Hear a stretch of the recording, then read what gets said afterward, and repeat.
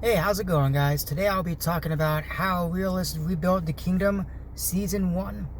It's all about a guy named Soma, who's a humanitarian student, who's around probably the roughly age of like 18-ish, 20, something like that.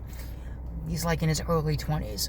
Anywho, he gets summoned to another world, into the kingdom of Elfrieden.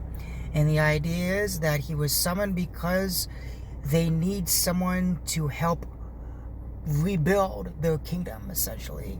And so when he gets summoned, he is immediately turned king of the kingdom of Elfrieden. And with his realism of how to do things, he begins by recruiting a bunch of people.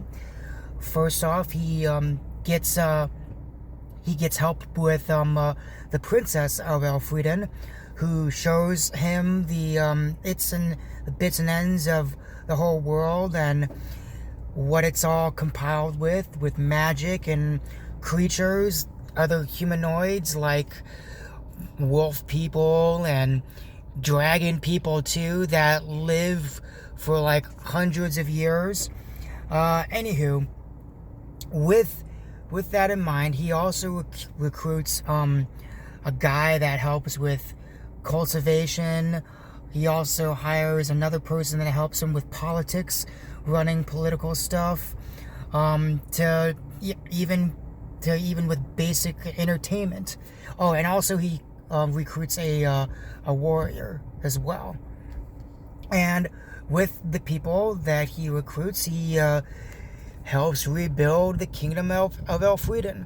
And obviously, with that being said, like there's other kingdoms besides the kingdom of Elfrieden. There are the surrounding kingdoms that know about Soma, and they mix into either the category of people that like Soma and want to be allies with him and want to either trade or again be allies, or they don't like Soma or they fear Soma, so obviously they go against him and they fight him, and that creates skirmishes and also civil wars amongst other nations surrounding the kingdom of Elfrieden.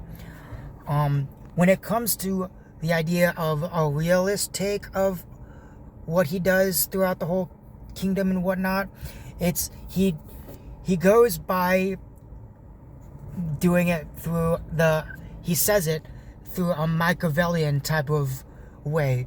So the idea is like the ends justify the means. So for example, it's not really spoiling anything, he takes over a part of another nation just because he can, and not because he didn't think about the other person, the opposing side's wishes. He just does it. So that's one example of it all.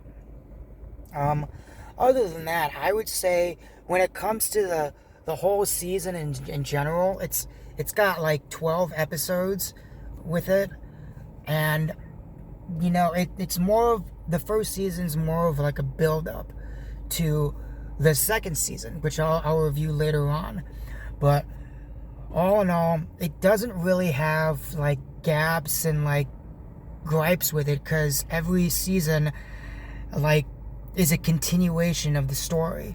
So it's not like there's not really fillers, and if they are classified as fillers, it just kind of extends to the story, the episode prior to the one that's being aired, or the one that's next. So there's not really a lot of like lulls in it, and for that I think it's not that bad.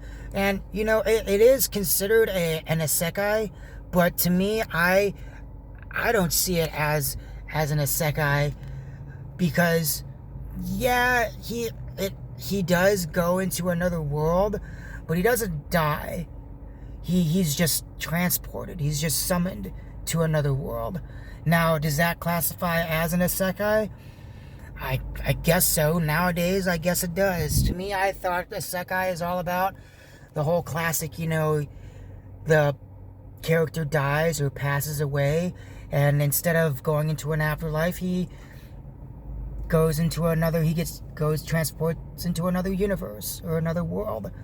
But anywho, I guess it's an isekai. It's an isekai adventure building type of anime, and it's not that bad. It's actually pretty good. That's what I think. Let me know what you guys think on the comments below. Let me know if you guys liked it or not. Anyways, I'll see you guys on the next one. Later.